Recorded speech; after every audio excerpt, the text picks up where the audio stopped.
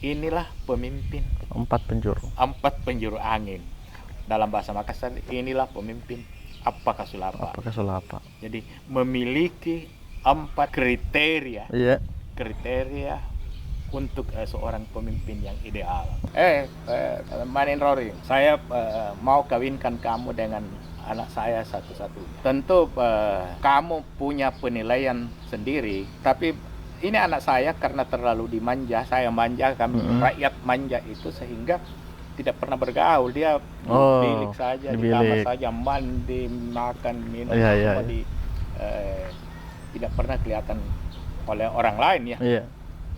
Dia bilang, apakah kira-kira kamu bisa tertarik? Dan itu spontan, itu Manin Rory bertanya, saya tertarik, Yang Mulia Pangeran. Tidak apa-apa, saya mau kawin dengan dia. Oh, bagaimana kau bisa tertarik?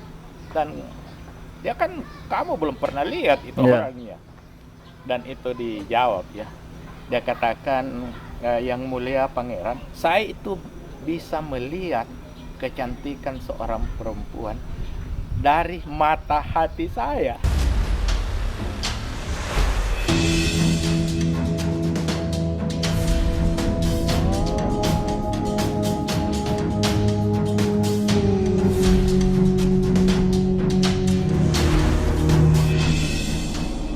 Bismillahirrahmanirrahim. Assalamualaikum warahmatullahi wabarakatuh. Alhamdulillahirrabbilalamin. Akhirnya kita kembali bertemu di tempat yang sangat berbahagia ini, Prof. Tentunya dalam episode yang selalu membahas tentang budaya Sulawesi Selatan, membahas tentang Pancasila dan Konstitusi ya, Prof, di channel YouTube ini. Iya. Jadi hari ini kita akan membahas tentang Karenggalesong ya, Prof. Tentang Karenggalesong, yang mana Karenggalesong ini adalah pemimpin 4 penjuru mata angin. Ya, itu mungkin akan kita bahas lebih dalam sebentar, Prof. Yang jelas keywordnya di situ bahwa Karenggalesong ini adalah pemimpin 4 penjuru mata angin. Selama sejarah keberadaan Galesong, tentunya kerajaan Galesong ini dipimpin oleh beberapa raja ya, Prof. Beberapa raja dan beberapa karaeng.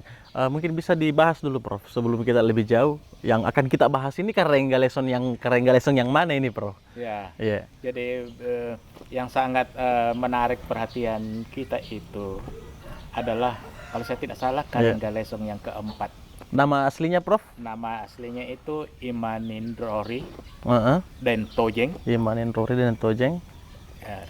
Karenggalesong ya. Karenggalesong Imanindrori Dentojeng. Iya. Gelar Anumerta yang disandang, kalau saya lihat itu di kuburannya itu di Ngantang, Imanindrori Dentojeng Karenggalesong Tumena Ngaritapakna. Tumena Ngaritapakna. Tumena Ngaritapakna artinya yang meninggal dunia karena dalam keyakinannya. Yang meninggal dunia dalam keyakinannya. Ada lagi, Prof, yang tentang ini? Ini mengenai 4 penjuru angin. Oh iya. Itu kenapa saya latar belakang 4 penjuru mata angin ya. Kenapa dipilih itu? Iya. Itu kuburan beliau itu. Iya. Karenggalesong Imanindrori itu, Karentojeng itu kan di Malang. Oh, ya. Bukan di sini, Prof? Bukan di sini. Bukan di sini. Itu di Malang, iya. Kabupaten Malang di Jawa Timur. Iya. Itu antara lain itu alasan kenapa bisa disebut sebagai pemimpin 4 penjuru mata angin. Ialah karena beliau itu berjuang di mana-mana.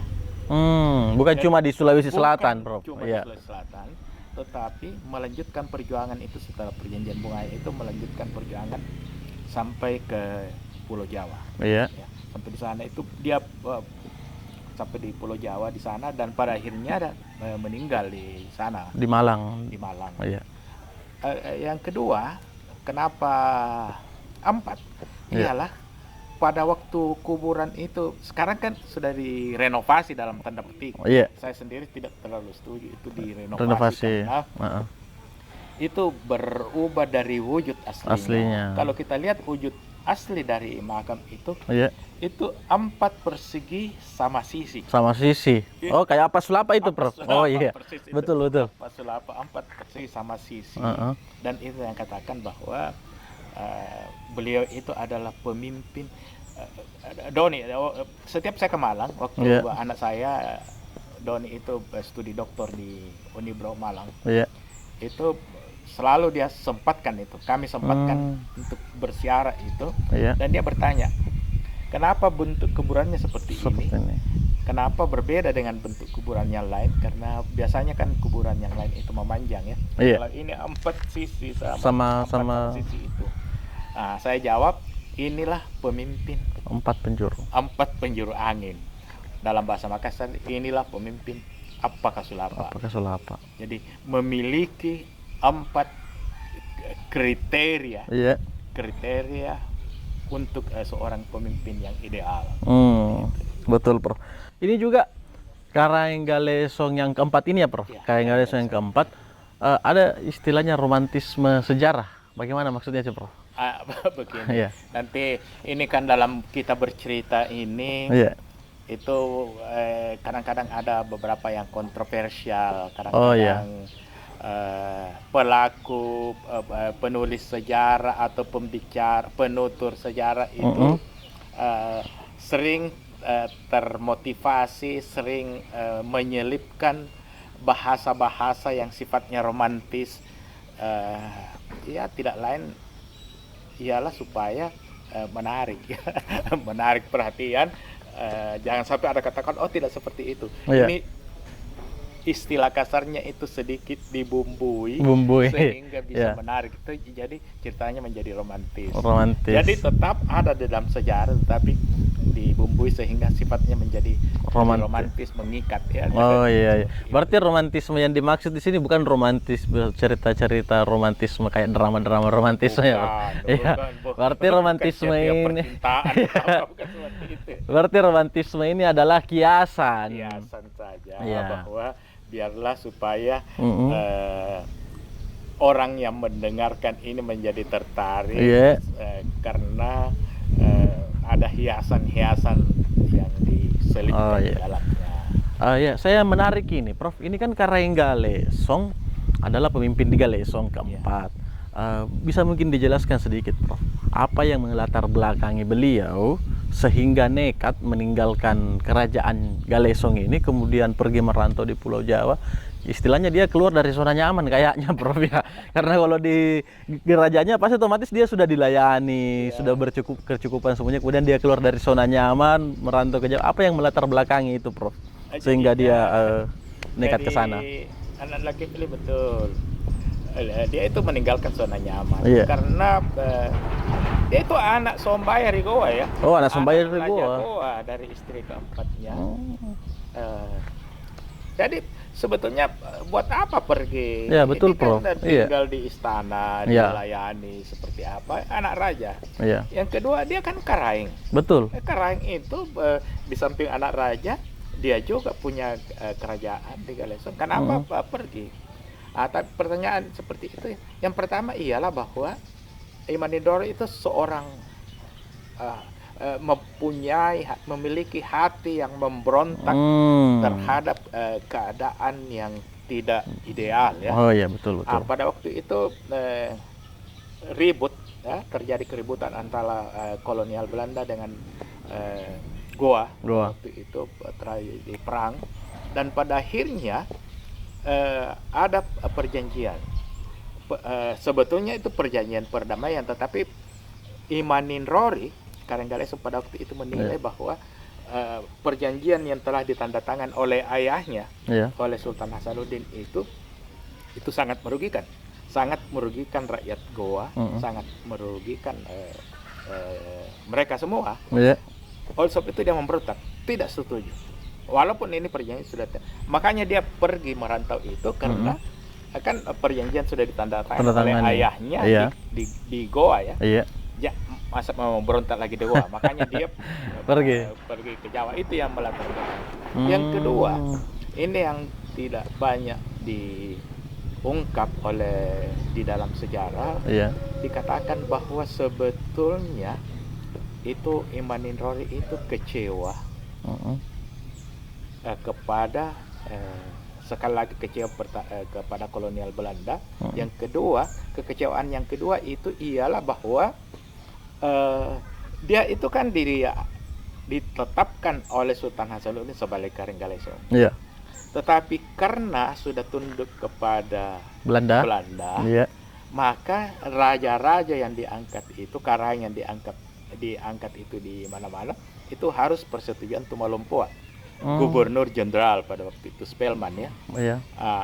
Tentu saja Spelman tidak mau, masa orang seperti Manindori mau diangkat menjadi karang di Galesong. Iya.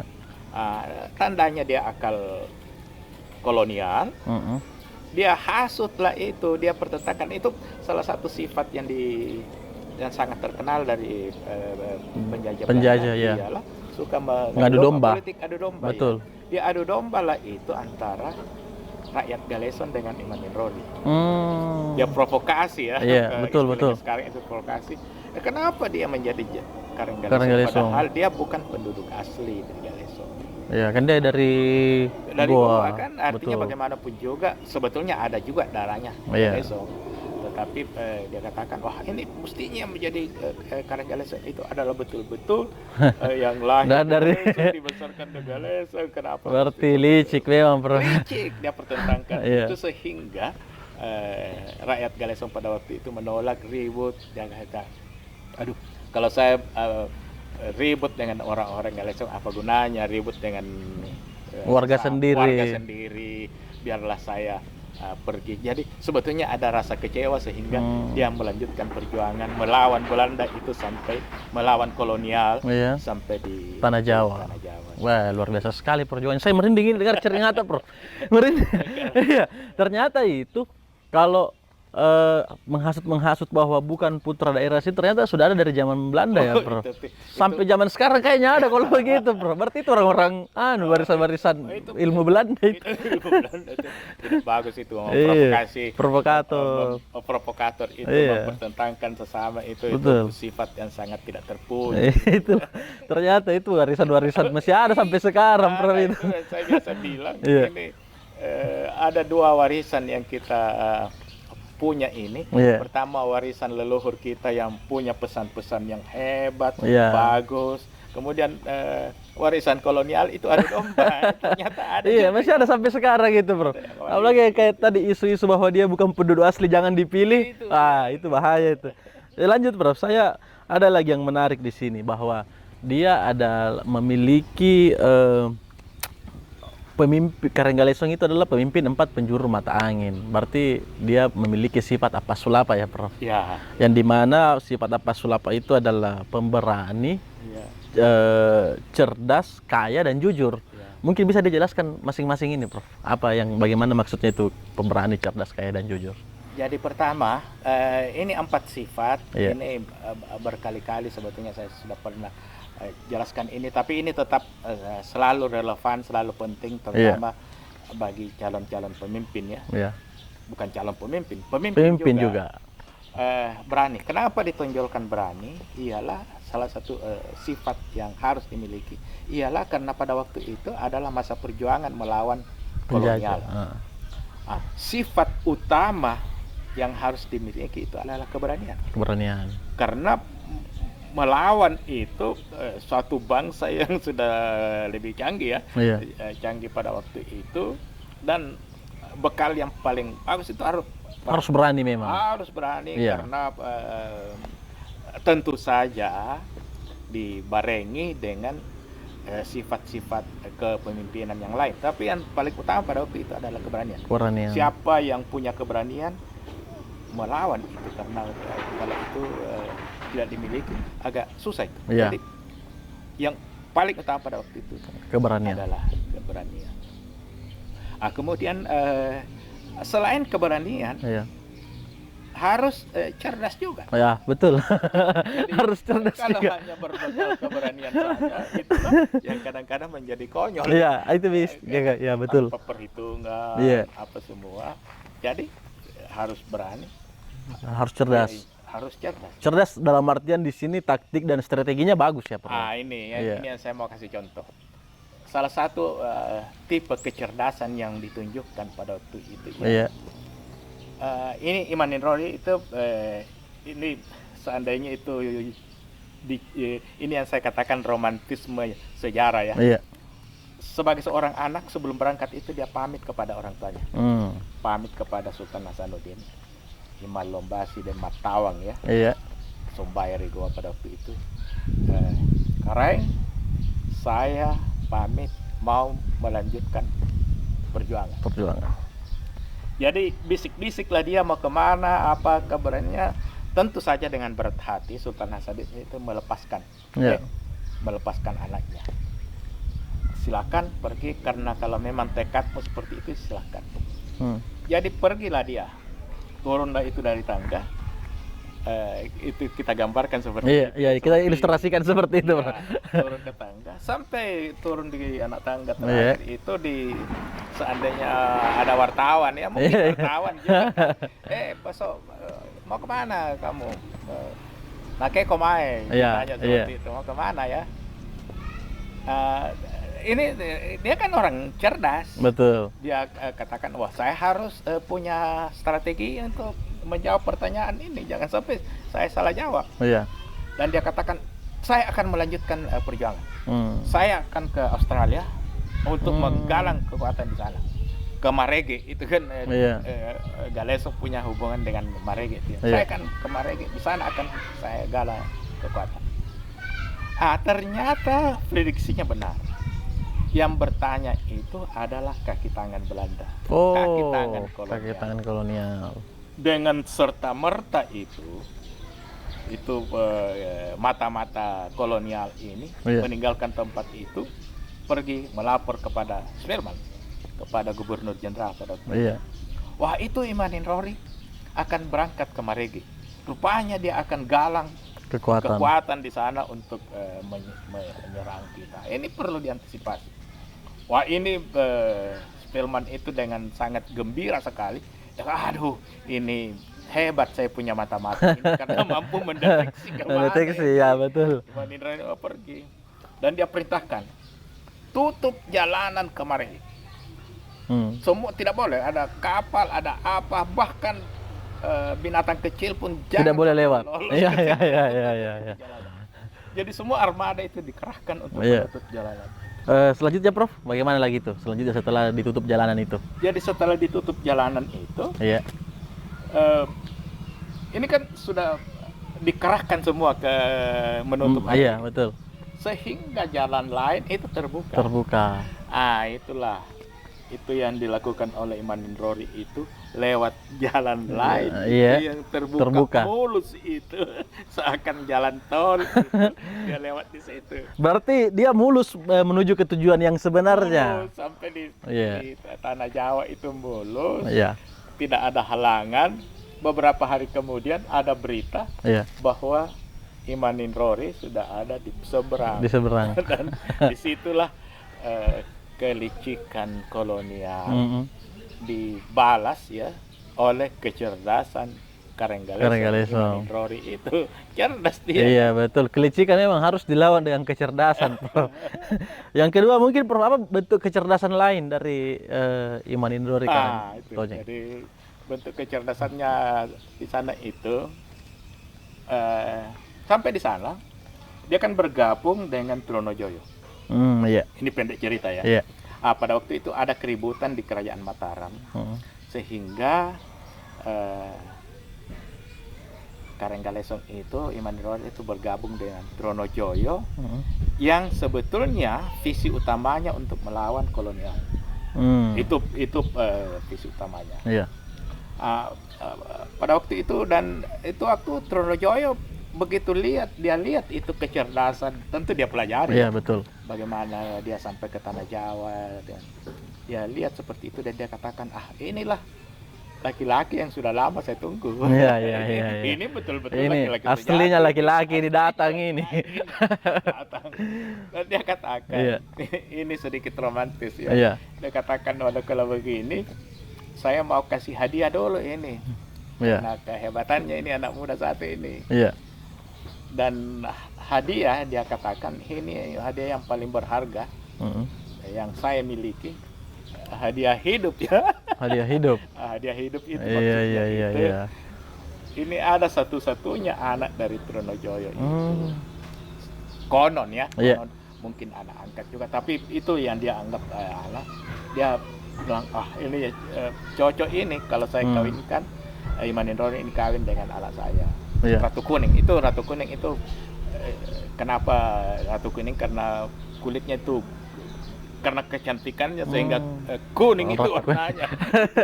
Itu Iya, iya. romantisme sejarah dia katakan. Kalau dia minum itu Iya. itu seakan itu air yang diminum itu kelihatan. Berarti saking bersihnya ini, Saking Prof. bersihnya ini. Iya, betul, Dikatakan betul. Ini cocok kawin dengan ini Imanindori ini. Iya, Dan iya. dia tanya, Trunojoyo itu tanya, Manindori, saya mau kawinkan kamu dengan anak saya satu-satunya. Tentu kamu punya penilaian sendiri, tapi ini anak saya karena terlalu dimanja, saya manja, kami rakyat manja itu sehingga tidak pernah bergaul, dia bilik saja, di kamar saja, mandi, makan, minum, semua tidak pernah kelihatan oleh orang lain ya. Iya. Dia bilang, apakah kira-kira kamu bisa tertarik? Dan itu spontan, itu Manindori bertanya, saya tertarik, yang mulia pangeran. Tidak apa-apa, saya mau kawin dengan dia. Oh, bagaimana kau bisa tertarik? Dan dia kan kamu belum pernah lihat itu orangnya. Dan itu dijawab ya. Dia katakan, yang mulia pangeran, saya itu bisa melihat kecantikan seorang perempuan dari mata hati saya. Iya. Romantis memang juga ini, Bro. Heran itu. Iya.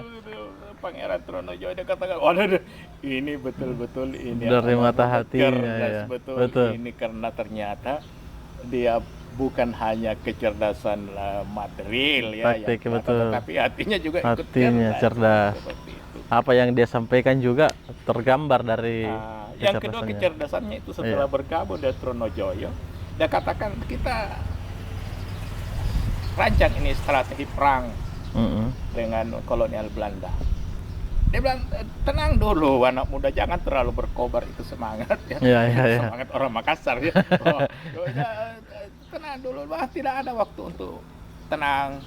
Kita harus bergerak cepat. Kita harus serang kolonial ini hari juga, ini malam juga. Bagaimana mungkin dengan jumlah pasukan mereka yang sangat besar, sementara kita seberapa? Dia bilang, tidak.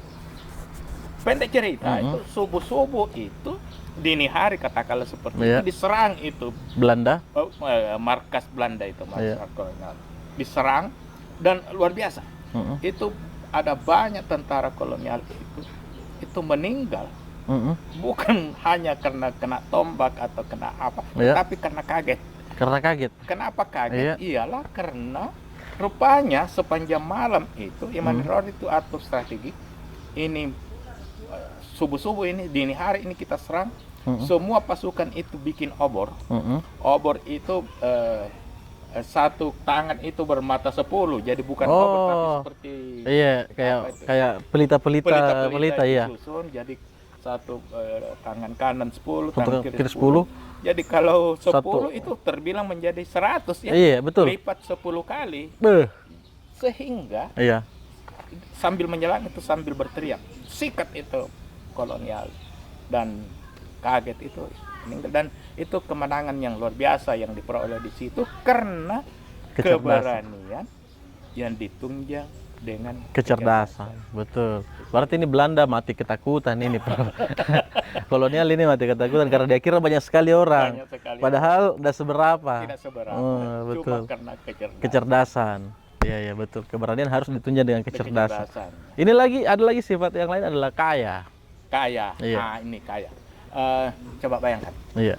Ini dia berangkat dari Galesong katakanlah seperti itu. Kalau tempatnya itu kita bisa lihat itu di Bodia itu sekitar sana itu ada daerah pelabuhan. Di sana itu agak susah untuk diterobos karena di sana itu ada arus air yang jadi di situ dijadikan tempat pertahanan.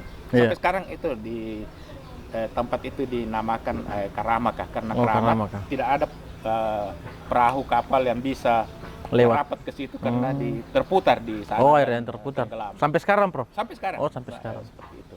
Jadi di situ dia coba berangkat. Ini coba ribuan orang yang berangkat pada waktu itu. Ribuan orang yang berangkat ke situ, tentu itu harus punya ransum ya, harus punya bekal. Ada beras, Iya. ada garam, ada pokoknya ikan kering tentu ya yang Iya. dipakai untuk berangkat. Dari mana itu? Padahal ini ya Galesong yang kecil seperti itu, belum banyak penduduk juga. Bagaimana mungkin mengumpulkan ransum ya, Iya. bahan makanan ya, bekal sebegitu banyak. Betul. Nah, disinilah kita melihat bahwa ternyata bahwa harus kaya. Harus kaya. Kaya itu artinya bagaimana kemampuan seorang Maninrori itu mengumpulkan harta yang begitu banyak dalam waktu perang seperti ini, dan seperti itu karena kekayaan. Kenapa kaya? Iyalah karena didukung oleh banyak orang, didukung oleh para pemuda, didukung oleh kaulah warga Galesong seluruhnya, sehingga walaupun secara pribadi Maninrori itu tidak begitu banyak hartanya, tetapi sebetulnya dia miliki sifat kaya karena mampu mengerahkan kekayaan orang untuk mencapai cita-cita luhur dari bangsanya. Nah, itu. Iya. Yang terakhir, Prof, harus jujur juga ya, jujur juga. Jujur sifat yang harus dimiliki, karena ini menurut keyakinan kita bahwa orang itu bisa berani, orang itu bisa cerdas, orang itu bisa kaya kalau hatinya jujur. Betul. Ya, bagaimana mungkin orang mau kasih hartanya untuk dipakai berjuang, ya, kalau tidak dinilai bahwa orangnya tidak jujur. Saya tidak mau sumbangkan saya punya harta, katakan uang seperti itu. Misalnya ada orang datang meminta, kasih saya uang ini saya bekal untuk pergi berjuang. Kalau orang itu saya tidak percaya. Betul. Saya tidak pernah buktikan bahwa orang ini betul-betul jujur dan mampu membuktikan bahwa yang diberikan itu adalah betul-betul jujur, selama ini tidak pernah membuat kecewa orang yang seperti. Jadi kejujuran itu yang saya selalu katakan, itu sifat berani, sifat cerdas, sifat kaya itu kan sifat-sifat bagus. Dan hanya mau masuk ke dalam hati orang yang jujur. Jadi agak susah buat seorang dia katakan saya mau menjadi pemberani, saya mau menjadi cerdas, kalau dia tidak jujur. Betul. Jadi makanya saya katakan bahwa keempat ini yang telah ditanyakan tadi itu dimiliki secara utuh oleh Maninrori ini. Makanya itu saya katakan bahwa dia itu memiliki sifat empat penjuru mata angin ya. Apa sulapa mungkin. Betul. Sangat luar biasa sekali berarti Prof dia. Ya, oke Prof. Tadi setelah dijelaskan tentang perjuangannya, saya mungkin mau ke setelah kepemimpinan beliau. Ya, setelah beliau menjadi raja di Galesong, adakah keturunannya yang kemudian melanjutkan kepemimpinan itu, Prof? Ini pertanyaan yang agak berat ini. Jadi dia itu berangkat dalam keadaan masih muda. Semangat mudanya luar biasa. Ada yang katakan 16 tahun, ada yang pokoknya masih muda, belum sempat kawin. Belum sempat kawin di Galesong ya, di Goa belum sempat kawin, dan dia pergi berjuang. Jadi boleh dikata tidak ada keturunannya di Galesong. Ada keturunan di Galesong. Kemudian dia pergi ke Jawa, kemudian di Jawa itu kawin dengan Putri Koning itu, putri dari Pangeran Trunojoyo. kita juga agak susah untuk melihat apakah ada turunnya atau agak susah ditelusuri. Tetapi arah pertanyaan ini adalah bahwa siapa yang melanjutkan kepemimpinannya, Iya, kan betul. mestinya digantikan oleh putranya ya, putra mahkota ya, istilahnya. untuk menjadi raja. Itu tidak ada. Nah, ini salah satu ciri dari kerajaan Galesong. Karena Galesong itu Kareng Galesong itu kalau kita lihat sejarahnya, itu tidak sama dengan kerajaan lain bahwa penggantinya itu adalah anaknya. Jadi tidak turun-temurun. Oh, di kerajaan Galesong ini ternyata tidak turun-temurun, Prof. Tidak turun-temurun. Itu kita bisa buktikan itu dalam sejarah itu. Ada beberapa bukan anaknya, tetapi sebetulnya penggantinya itu di lingkungan istana juga. Oh, di lingkungan istana. Tidak harus bahwa dia raja, ayahnya kemudian anaknya turun anaknya menjadi raja juga. Oh, berarti di kerajaan Galesong tidak seperti itu. Tidak seperti itu. Itu profesor saya namanya Profesor Riker itu pernah menjelaskan itu. Bahwa sebelum demokrasi di tempat lain itu dikenal, sebetulnya di Galesong sudah ada karena tidak turun-temurun itu. Betul. Berarti ada pemilihan, Prof. Ataukah ditunjuk, ataukah bagaimana? Kesepakatan. Oh, kesepakatan. Jadi, musyawarah. Dan musyawarahnya itu jangan dibayangkan seperti musyawarah sekarang yang dilakukan seperti sekarang ini, karena begini, apa yang dikatakan oleh pemimpin pada waktu itu dipercaya ya, dipercaya oleh yang lain ya, katakanlah di Dewan Adat itu apa yang diputuskan itu dipercaya. Kenapa? Karena orang-orang mereka semua ini integritasnya sangat terjaga. Tidak pernah berbohong. Betul. Sehingga apapun juga dikatakan, oh itu sudah betul. Itu betul. Sehingga itulah yang pada akhirnya mereka sepakat ini yang menjadi Kareng. Karena terutama itu karena memiliki 4 karakter gitu ya. Kan Kareng Galesong ini, yang Kareng Galesong keempat ini tidak mempunyai keturunan ya, Prof? Keturunan biologis. Iya, keturunan biologis. Keturunan biologis, tidak punya keturunan biologis. Terus siapa yang menggantikan peran beliau sebagai pemimpin 4 penjuru mata angin, Prof? Ini bagus. Keturunan biologis ya. Jadi betul itu. Tidak ada keturunan biologis, tapi sebetulnya ada keturunan ideologis. Oh iya. Ada keturunan ideologis.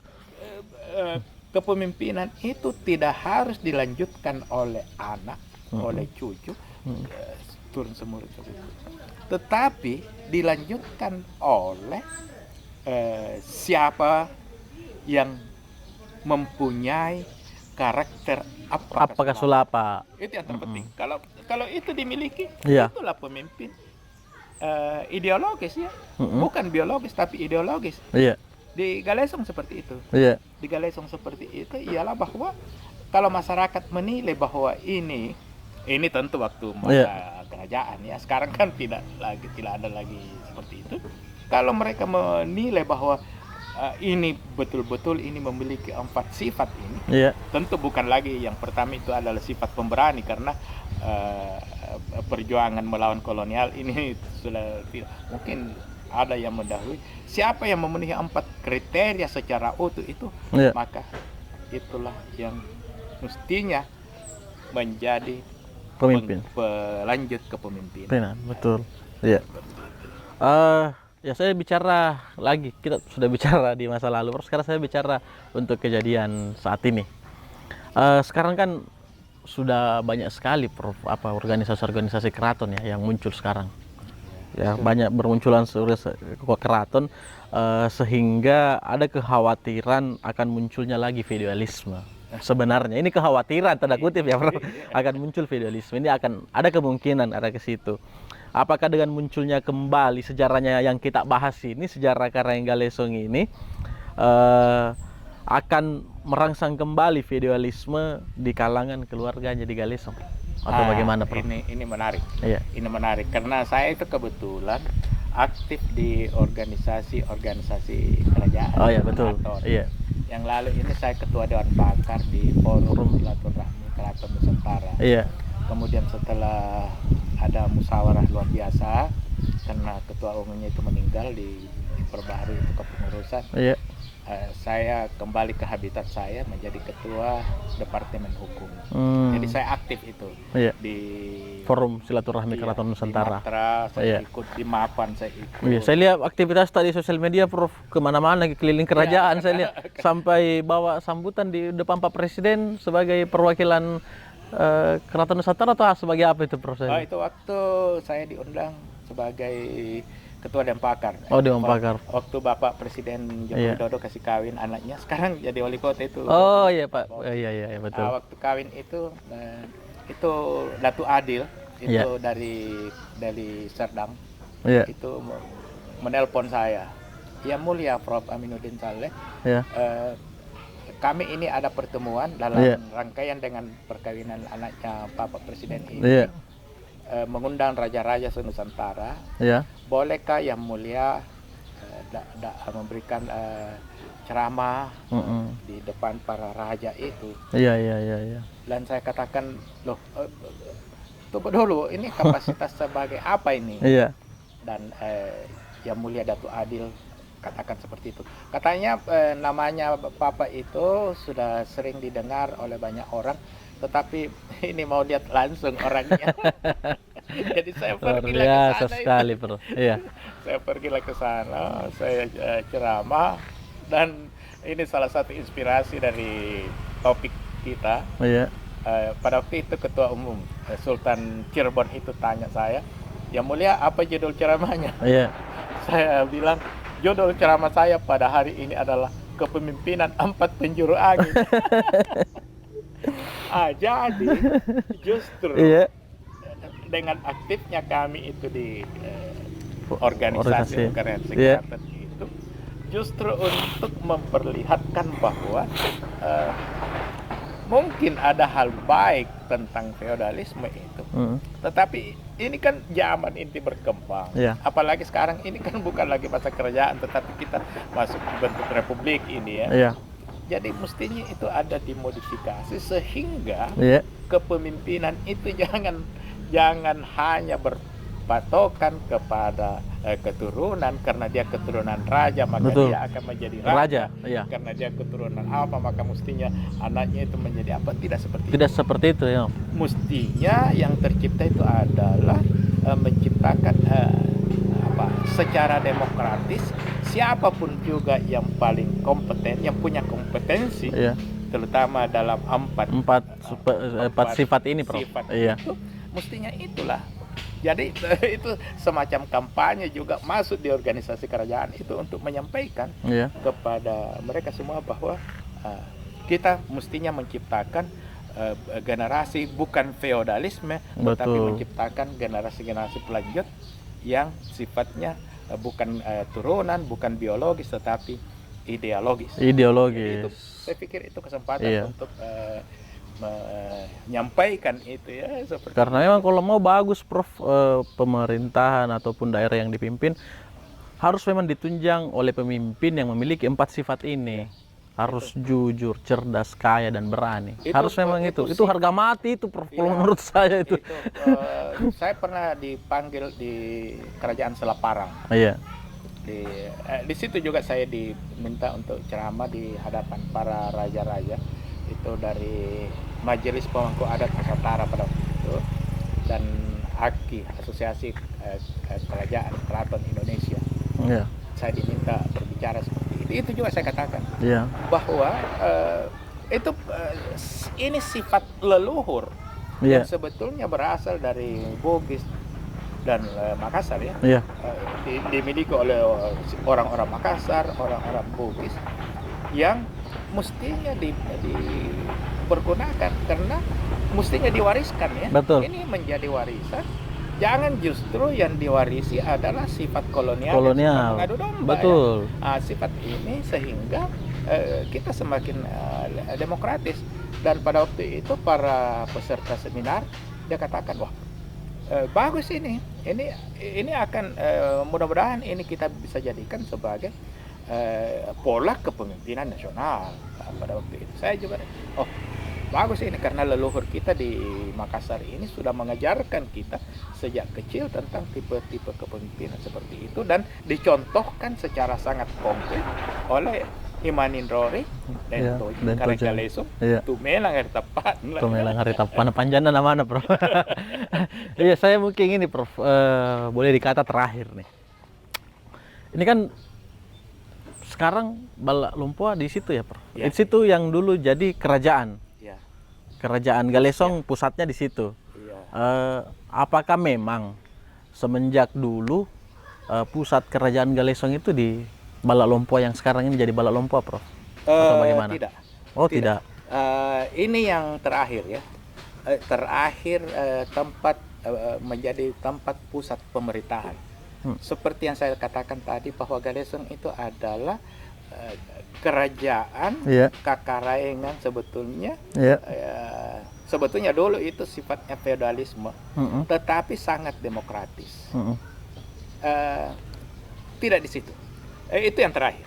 Oh, Sebelumnya iya iya iya. itu pusat pemerintahan, jadi yang pusat pemerintahan itu tempat tinggalnya raja, tempat tinggalnya Istananya istilahnya. istananya di iya. situlah dia memerintah. Tapi sebelumnya itu tidak di situ. Bukan yang di lapangan ini, Prof. Bukan, Oh, bukan. Sebelumnya itu karena berpindah dimanapun Iya, juga iya. itu rajanya berada, Dipindahkan orang lagi yang ke situ. disepakati menjadi Karaeng itu di situ dia tinggal dan di situ menjadi pusat Pemerintahan. Karaeng. Dulu ada, kalau saya tidak salah, namanya Kampung Nenek di Beba itu. Beba. Oh, di sana, Prof. Yang menjadi Karaeng pada waktu itu adalah orang Beba, Oh. orang di sana itu. Sehingga pusat pemerintahan itu di situ. Di situ. Ya, kalau saya tidak salah pernah juga ada rajanya dari Popo atau dari Terang-Terang, saya kurang pasti. Tetapi yang jelas ialah bahwa Berpindah-pindah ini terus. berpindah Oh. karena pusat pemerintahan itu mengikuti Di mana domisili rajanya? raja. Nah, berarti yang terakhir ini yang sekarang jadi Yang terakhir Balak itu Lumpua karena di ini. situ, Iya. Karembaurut le Mangin Ruru, Karembaurut le Magau, kemudian